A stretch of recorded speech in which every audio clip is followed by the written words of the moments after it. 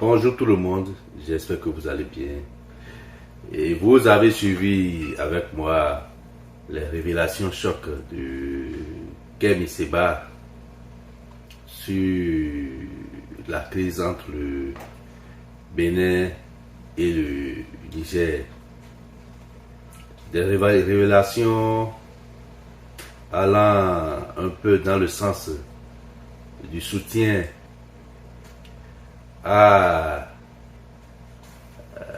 aux arguments que le Niger avance en maintenant la frontière avec le Bénin fermée. Kemi Seba a fait des déclarations qui renchérissent les propos des autorités actuelles du Niger. Ces déclarations sont allées dans le sens du fait qu'il aurait actuellement des initiatives en cours dans le nord du Bénin, allant un peu dans le sens de ce que disent les autorités nigériennes. Puis après sa sortie, j'ai écouté les réactions de certains Béninois, certains compatriotes. C'est surtout les réactions qui m'ont poussé à faire ma sortie actuelle. Et vous savez, comme je le dis souvent, n'ayez jamais de réaction émotionnelle face à une situation. Parce que les réactions à chaud conduisent souvent à l'échec. Il faut prendre le temps de mûrir les réflexions avant de poser les actes. Et je pense que Kemi Seba, dans sa logique de panafricanisme extrême, est en train successivement de poser des actes qui peuvent déjà aider à comprendre sa psychologie, à comprendre un peu ce qui se passe dans sa tête et à comprendre un peu là où il souhaite atterrir. Et si vous faites la même lecture que moi, ceux qui ont réagi après sa vidéo, sa sortie, je ne vais pas citer des noms, ceux qui ont réagi, peut-être que vous allez voir les choses sous un autre angle que moi. En tout cas, moi, je vais dire l'angle sous lequel moi je vois les choses. Et en lisant la trajectoire comportementale de l'individu depuis un temps, pour pouvoir mieux projeter ce qu'il envisage et en fonction de cela, mesurer les réactions, savoir comment, quand il faut réagir face aux allégations de Kemi Seba. D'abord, il y a un vent en cours sur le continent actuellement, surtout en Afrique de l'Ouest, qui suscite des envies. Vous voyez, il y a une forme, un vent qui fait croire que pour sortir les pays africains de leur situation actuelle, il faut être un panafricaniste extrême, surtout un panafricaniste extrême de gauche. Vous voyez un peu. Et ceux qui sont dans ce vent tentent de poser presque les mêmes pas. Tentent de poser presque les mêmes pas, même si, comme je le dis, moi je suis un panafricaniste, mais je ne suis pas un panafricaniste extrême comme certains. Moi, mon panafricanisme, c'est réfléchi, modéré et réaliste. Voilà. Et je pense que finalement, nous tous, on va se retrouver sur ce terrain-là. Et même si le panafricanisme externe aide aujourd'hui avec l'état actuel des peuples à créer les émotions et à mobiliser du monde. Alors pour vous dire que déjà, Kevin Seba, c'est pas quelqu'un que je déteste, hein, non, parce que dans le combat qu'il mène, il y a certains volets qui rejoignent mon combat. Ils sont par exemple la recherche de la logique de gagnant-gagnant dans les relations entre les pays africains et le reste du monde. Ça, je le soutiens fermement.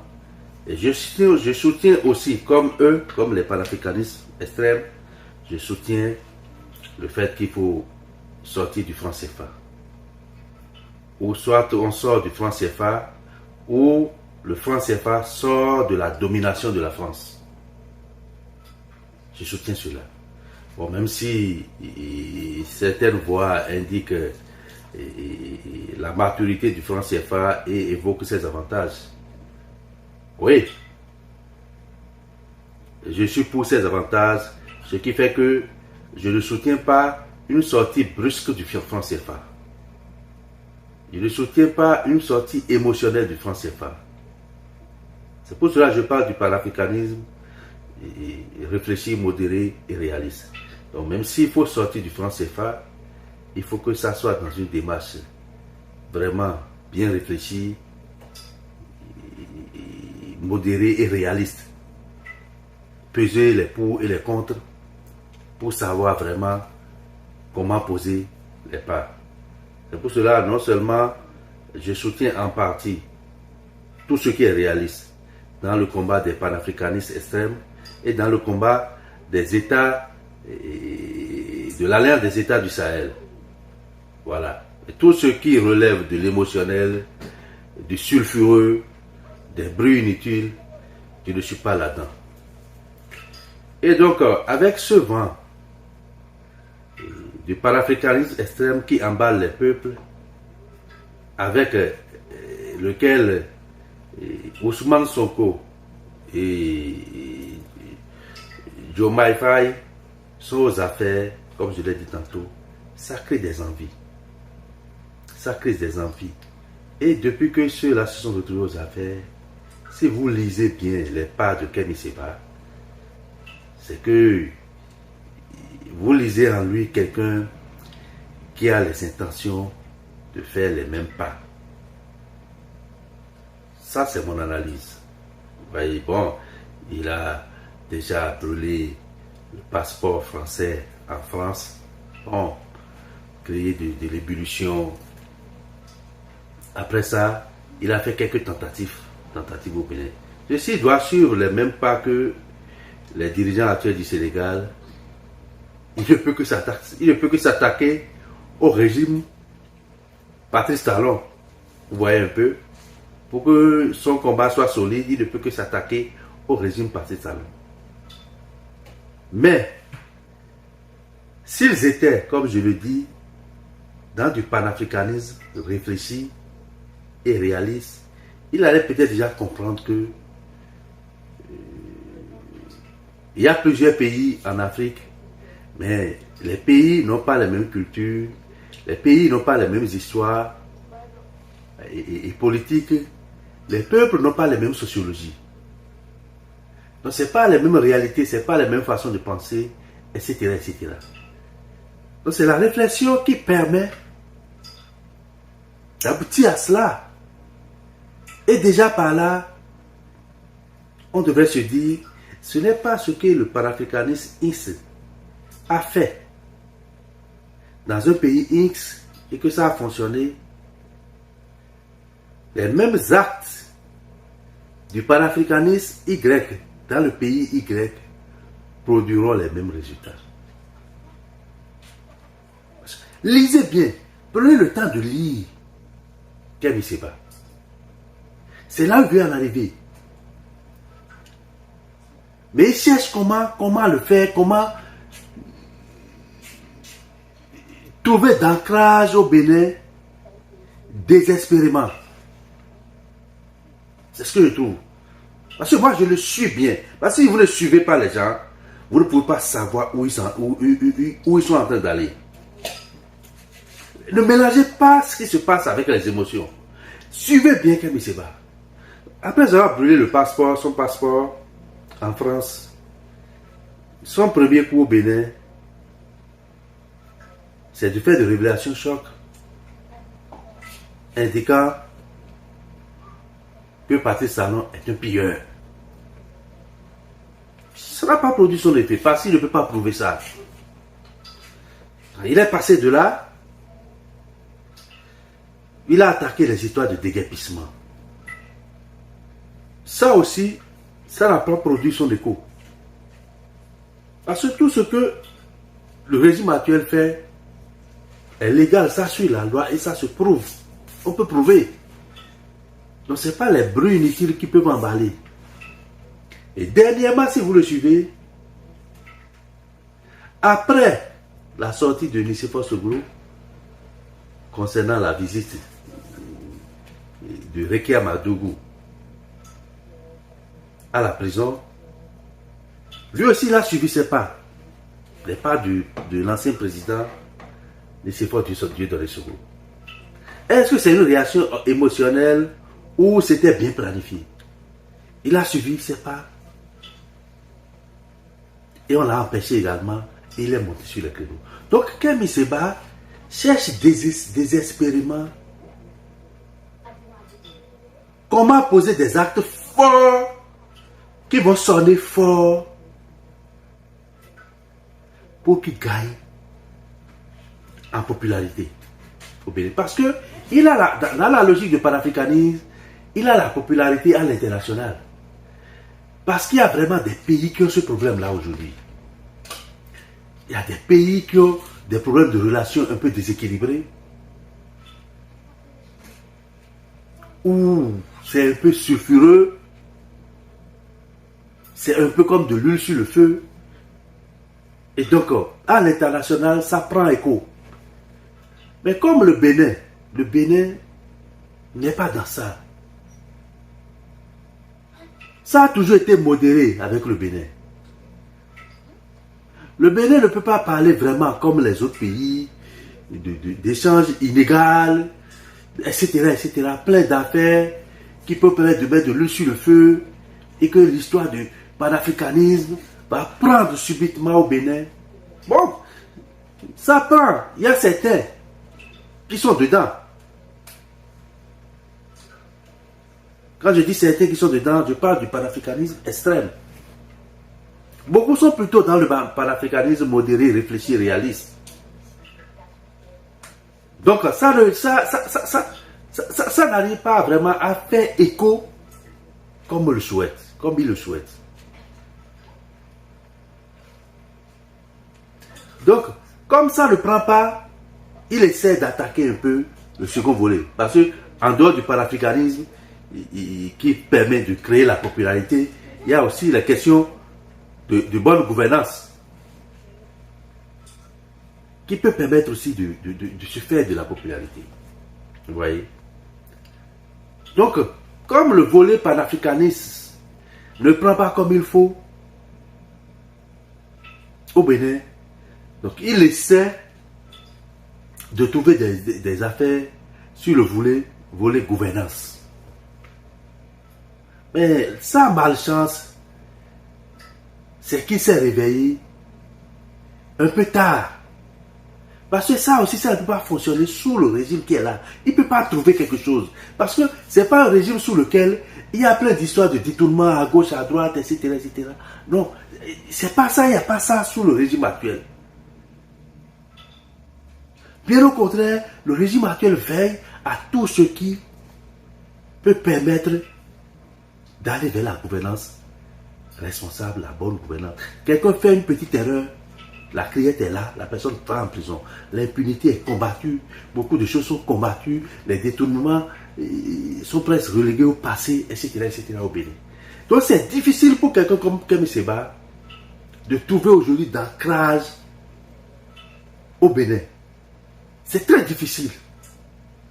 Donc il essaie désespérément. Et ça ne prend pas. Ça ne prend pas. Avec le type de gouvernance au Bénin aujourd'hui, le type de panafricanisme au Bénin aujourd'hui, le système politique actuel du Bénin, le système partisan actuel du Bénin, les réformes au niveau du code électoral, tout ça là font que Kémy Séba n'arrive pas à trouver d'ancrage. Donc il est tout le temps en train de chercher de façon désespérée. Et donc je vous invite à comprendre également que son acte dans la crise Bénin-Niger, ces révélations dans la crise Bénin-Niger, parce que ce sont des révélations chocs. C'est ça le sens de la chose. Il ne peut plus utiliser de petits mots, il peut plus faire de... Kémy Séba aujourd'hui ne peut plus faire de révélations ordinaires. Parce que les révélations ordinaires ne lui apporteront pas grand-chose. Il a besoin de faire des révélations chocs pour créer l'effervescence, pour créer l'ébullition. Il en a besoin. Il a besoin de révélations incendiaires pour créer de la sympathie de grand niveau. Donc c'est ce qu'il faut lire dans ces révélations. Et à partir de ces révélations, il faut vraiment une réaction intelligente. Il ne faut pas poser les pas n'importe comment. Si vous posez les pas n'importe comment, nous allons tomber dans la récupération. Il va récupérer. Parce que même s'il défend en partie des causes intéressantes, c'est quelqu'un qui est quand même aussi un peu émotionnel, je trouve, et qui fait beaucoup de révélations sans preuve. Je ne peux pas, à ma position, je ne peux pas me prononcer sur les sources, ces sources qui lui ont permis de faire ces révélations, mais en me basant sur l'historique du monsieur, la façon dont il est rentré dans l'affaire de PVI et autres, moi j'ai déjà conclu que c'est quelqu'un qui recherche désespérément de popularité et qui tombe dans des affaires souvent sans preuve. Donc je range ces révélations, ces dernières révélations, dans le même sens. Et en fonction de cela, comme le président Patrice Talon sait bien le faire déjà, la seule réaction que Patrice Talon et son gouvernement ont à avoir, parce que je parle ici, je parle de réaction type, hein, quand on dit réaction type, c'est des projections de réaction, c'est des propositions de réaction. C'est pour ça que je ne veux pas dire que le gouvernement a déjà réagi. Donc je parle de réaction type. La seule réaction type qu'il faut avoir, parce que ce sont des révélations vraiment choquantes. Et si tu ne te maîtrises pas, tu vas réagir. Donc si Patrice Talon et son gouvernement ne se maîtrisent pas, ils vont réagir. Et c'est le piège ça. Donc moi, ça c'est mon point de vue, hein. La seule réaction adéquate dans ce moment qu'on traverse, c'est zéro réaction. Que le gouvernement, que Patrice Talon et son gouvernement, même si ça choque ce qu'il est en train de faire, il faut l'ignorer complètement.